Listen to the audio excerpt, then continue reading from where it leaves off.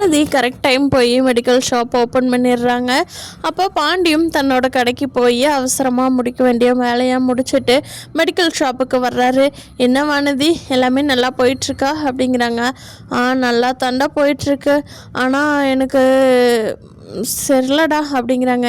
என்ன வானதி, என்னாச்சு, எதுவும் பிரச்சனையா என்ன, சொல்லு அப்படிங்கிறாங்க. இல்லைடா, அதெல்லாம் ஒன்றும் இல்லை, எதுவும் எனக்கு சிரமம்னு சொன்னேன்ல, அதுதான் அப்படியே போயிட்டுருக்கு அப்படிங்க. அதுதான் பழகிக்கலான்னு நான் சொல்லிட்டு போனேன்ல அப்படிங்க. சரிடா, சரி நான் பழகிக்கிறேன் அப்படிங்கிறாங்க. பாண்டி, நீ சாப்பிட்டியா அப்படிங்கிறாங்க வானதி. இல்லை வானதி, இனிமேல் தான் சாப்பிடணும் அப்படிங்கிறாங்க. சரி, நம்ம 2 பேரும் வெளியில் போய் சாப்பிட்லாமா, இன்றைக்கி அம்மா கிட்ட சாப்பாடு வேண்டான்னு சொல்லிட்டு வெளியில் போய் சாப்பிட்டுக்கலான்னு, போய் சாப்பிட்லாமா அப்படின்னு கேட்கும். சரி வானதி, வா போகலாம் அப்படின்னு சொல்கிறாங்க பாண்டி. சரி போகலாம் அப்படின்னு சொல்லிட்டு கிளம்பும்போது அந்த டாக்டர் கீழே வர்றாங்க.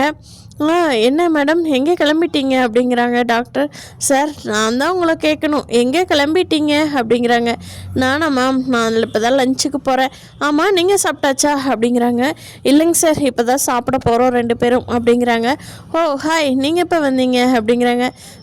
நான் இப்போ தான் வந்தேன் அப்படின்னு சொல்லிட்டு பாண்டி இவங்க 2 பேரும் மாற்றி மாற்றி பேசுகிறதையே பாண்டி ஓரமாக நின்று பார்த்துட்ருக்காங்க.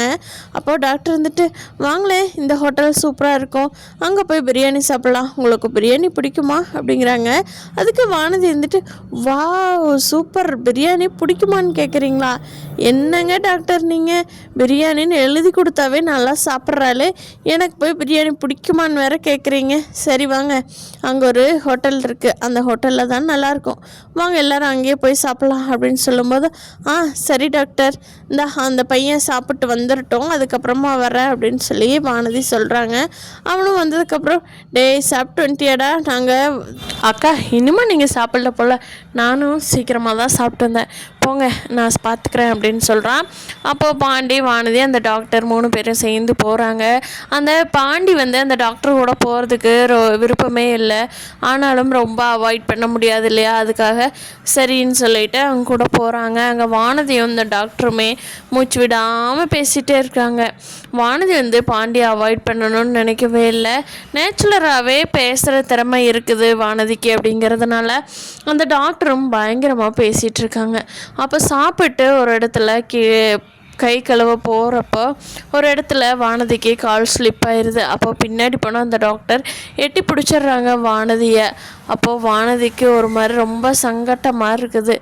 அப்போது பாண்டி பார்த்துட்டு, வானதி, எனக்கு என்னமோ இந்த டாக்டரோட நடவடிக்கை எனக்கு பிடிக்கவே இல்லை வானதி, நானும் நோட் பண்ணி தான் பார்த்தேன், நீ அவாய்ட் பண்ணி தான் போகிற, ஆனால் அவர் உன்னை பக்கத்துலேயே வர்றாரு, அடிக்கடி ரொம்ப அந்யோன்யமாக பேசுகிறவராட்ட பேசுகிறாரு, இதெல்லாம் எனக்கு கொஞ்சம் பிடிக்கல வானதி அப்படின்னு சொல்லவும், என்னடா பாண்டி பண்ணுறது, அப்புறம் அவரோட கிளினிக் வர்ற ஆளுங்களும் நம்ம மெடிக்கலுக்கு வர்றாங்க, நம்ம மெடிக்கலுக்கு வர்றவங்க ஏதாவது ஒரு சந்தேகம் பண்ணுன்னா டாக்டர் அனுப்பிச்சுட்றதுக்கு அவர் தான் இருக்கார், அதனால் வேற ஒன்றும் பண்ண முடியாது, எனக்கு அப்படி ஒன்றும் தோணுன்னுலடா, தோணுச்சுன்னா சொல்கிறேன் அப்படிங்கிறாங்க. பாண்டி ஒரு மாதிரி மனசு கஷ்டமாகவே தான் வந்துட்டுருக்காங்க.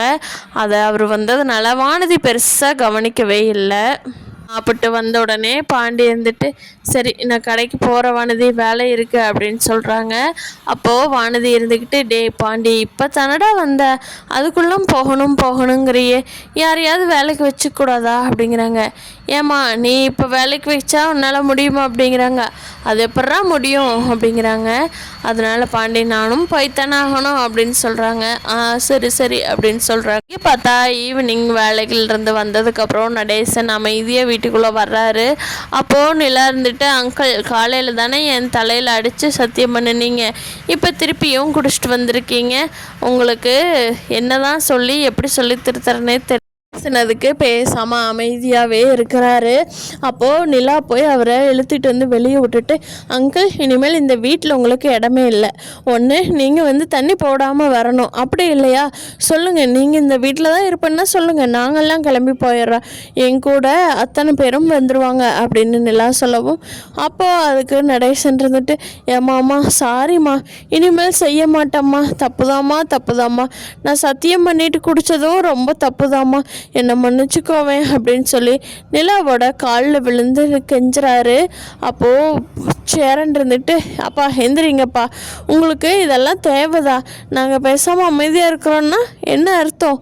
உங்கள் மேலே இருக்கிற பாசம் தானே. ஆனால் நீங்கள் என்னடான்னா இப்படி நிலா ஒரு பொண்ணை விட நல்லா பார்த்துக்குதேங்கப்பா, இதை விட எப்படி பார்த்துக்கணும், ஏன் இப்படி குடிச்சிட்டு வர்றீங்க அப்படின்னு சொல்லி பல்லவன், சோழன், சேரன் எல்லாரும் கேட்குறாங்க. அதுக்கு நம்ம நடேசன் இருந்துட்டு, டே உங்களுக்கெல்லாம் என்னடா தெரியும், என் மனசுக்குள்ளே வச்சுருக்கிற காயம் எனக்கு மட்டும்தான் தெரியும் அப்படின்னு சொல்லி சொல்கிறாங்க. அதுக்கு நிலா இருந்துட்டு, அண்ணே இப்போ அவர் தெளிவாகவே இல்லை, அவர்கிட்ட பேச வேண்டாம், விடுங்கண்ணே நாளைக்கு பேசிக்கலாம் அப்படின்னு சொல்லிட்டு எல்லோரும் உள்ளே உட்காந்துருக்கிறப்போ, அண்ணே அந்த அமௌண்ட்டு மட்டும் நாளைக்கு நான் எடுத்து வைக்கிறேன், எல்லாருமே ஆஃபீஸ் முடிச்சுட்டு வருவீங்கள எல்லாருமே, அப்போ வந்து கடைக்கு போய்க்கலாம் அப்படின்னு சொல்லி, சரிம்மா அப்படியே கடைக்கு போய் வாங்கிட்டு வந்துடலாம் அப்படின்னு சொல்லிட்டு இருக்கிறப்போ காலையில் வீட்டு வாசலில் யார் காய்ச்சி மூச்சுன்னு சத்தம் கேட்குது. போய் பார்க்குறப்போ நடேசன் வந்து வண்டி எடுத்ததுக்கு இஎம்ஐ கட்டாமல் அத்தனை பேரும் வந்து நிற்கிறாங்க. அதை பார்த்த நிலாவுக்கு பயங்கர டென்ஷன். இவங்க பல்லவன், சோழன் எல்லாருமே ஐயோ என்ன பண்ணுறதுனே தெரியல அப்படின்னு சொல்லி யோசிச்சுட்ருக்காங்க. அவங்க வந்து என் பணத்தை எடுத்து வைக்கல, உன்னை இந்த வண்டியை தூக்கிட்டு போயிடுவேண்டா அப்படிங்கிறாங்க. அதுக்கு நடேசன், வண்டியை தொட்டிங்க கொலை பண்ணிடுவேண்டா அப்படிங்கிறாரு. ஹலோ, அதுக்கு கொலை பண்ணணுன்னா பணம் கொடுக்கணும் அப்படின்னு சொல்லி அவங்க பேசவும் நிலா வேகமாக வீட்டுக்குள்ளே வச்சுருந்த பணத்தை எடுத்துகிட்டு வந்து கொடுத்துட்றாங்க. இந்த மாதம் டியூக்கு இது போதுமா, அடுத்த மாதம் அந்த ஆளை ரெடி பண்ணி வைக்க சொல்லு, ஒரு பொட்டை புள்ள வீட்டில் இருக்கிறியேன்னு பார்க்குறோம், இல்லைன்னா அந்த ஆள் இந்நேரம் நாங்கள் திட்டிருக்கிற விதமே வேறு அப்படின்னு சொல்லி சத்தம் போடுறாங்க. இதை பார்த்த பள்ளியல்லவனுக்கு பயங்கர கோபம். அண்ணி ரொம்ப வருஷத்துக்கு அப்புறம் இப்போ தான் சந்தோஷமாக ஒரு டிவி வாங்கலான்னு வச்சுருந்தேன், அந்த காசையும் தூக்கி அந்த ஆளுக்காக கொடுத்துட்டிங்களேங்க அண்ணி அப்படிங்க. டே என்னடா பண்ண சொல்கிற, வாசலில் வந்து அத்தனை பேர் கத்துறாங்க, இதுக்கு ஒரு தீர்வு யோசித்து முடிவு பண்ணலான்டா.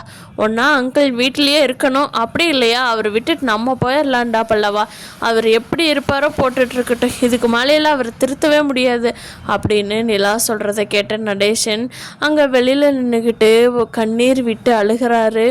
ஐயோ நம்ம மருமக இப்படி பேசுகிறாளே, அவளை எவ்வளோ கஷ்டப்படுத்திட்டோம், நம்ம வீட்டை வந்து இப்போ எப்படி மாற்றிருக்கா, அந்த பொண்ணுக்கு அவ்வளோ பொறுமை இருக்கிறப்போ நம்ம ஏன் அந்த பொண்ணுக்கு மேலே சத்தியம் பண்ணிட்டு குடிச்சிட்டு வந்திருக்கிறோமே அப்படின்னு சொல்லிட்டு அவருக்கு அவரே ரொம்ப கஷ்டமாகி அழுதுட்டு நின்றுட்டுருக்கிறாரு.